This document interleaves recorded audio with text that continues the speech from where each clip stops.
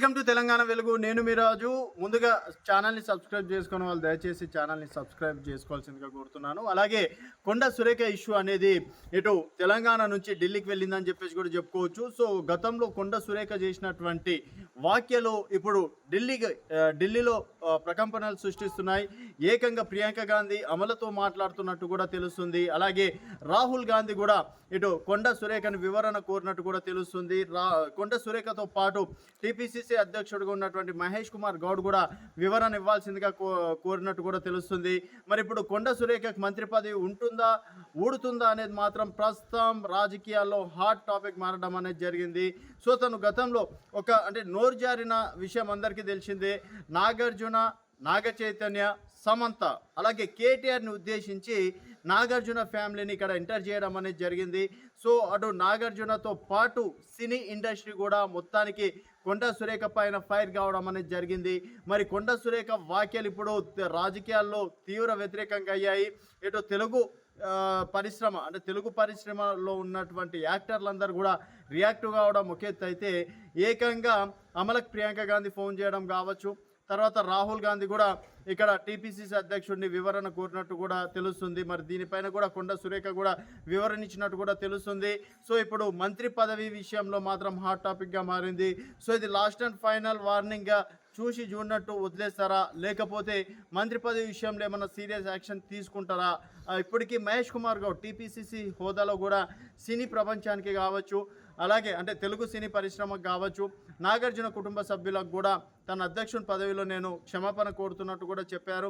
అలాగే కొండ సురేఖ కూడా నా వాక్యాలు నేను వెనక్కి తీసుకుంటున్నాను. సో ఎవరినైనా నొప్పించి ఉంటే మాత్రం దయచేసి క్షమించండి అని చెప్పేసి కూడా క్షమాపణలు కూడా కోరారు. అయినప్పటికీ నాగార్జున ఇటు నాంపల్లి కోర్టులో పిటిషన్ వేశారు. తర్వాత ఈ మ్యాటర్ అనేది హైకమాండ్కి వెళ్ళినట్టు కూడా తెలుస్తుంది. సో కొంతమంది సోషల్ మీడియాలో కావచ్చు, కొన్ని సోషల్ మీడియా ఛానల్స్లలో కూడా కొండ సురేఖ పైన యాక్షన్ ప్లాన్ తీసుకునే అవకాశం ఉంటుంది, రాజీనామా అని చెప్పేసి కూడా రకరకాల వదంతులు వస్తున్నాయి. మరి రాజీనామా వరకు అయితే వెళ్ళదు అని చెప్పేసి కొంతమంది అంటున్నారు. కొంతమంది మాత్రం ఎందుకంటే ఇప్పుడు ఏ పార్టీకి సరే ఇండస్ట్రీ వ్యాపారవేత్తలతో కావచ్చు, సినీ ప్రముఖులతో కూడా కొంతమరికి సత్సంబంధాలు ఉంటాయి. ప్రచారంకి కావచ్చు.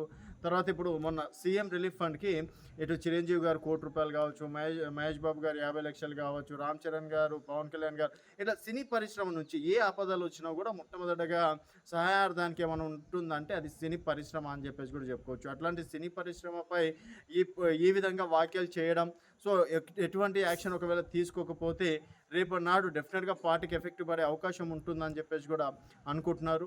తర్వాత ఇదే విషయంలో లాస్ట్ టైం జగన్ కూడా సినీ పరిశ్రమను అవమానించినందుకే ఘోరంగా ఓటమి పాలు కావడం అనేది జరిగింది. సో తన ఓటమిలో ఈవెన్ సినీ పరిశ్రమ భాగం కొంతవరకైనా ఉంటుంది, ఒక 10% ఉన్నా కూడా డెఫినెట్గా ఎఫెక్ట్ పడే అవకాశం కూడా ఉంటుంది. కాబట్టి సో డెఫినెట్గా కొండ సురేఖ పైన యాక్షన్ తీసుకునే అవకాశాలు ఎక్కువగా కనిపిస్తున్నట్టు కూడా తెలుస్తున్నాయి. మరి కొండ సురేఖ గారి పైన యాక్షన్ నిజంగా తీసుకునే అవకాశం ఉంటుందా?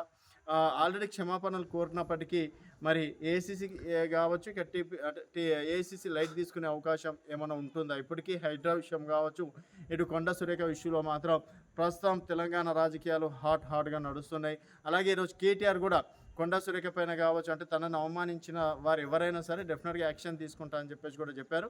సో మొత్తానికి మరి ఇక్కడ కొండ సురేఖ గారి క్షమాపణ చెప్పినప్పటికీ ఏఐసీసీ తీసుకోబోయే నిర్ణయం ఏ విధంగా ఉంటుంది, ఒకవేళ ఏఐసీసీ ఏ నిర్ణయం తీసుకున్నా అది ఎంతవరకు కరెక్ట్ అనేది మీ అభిప్రాయాల కింద కామెంట్ రూపంలో తెలియజేయండి.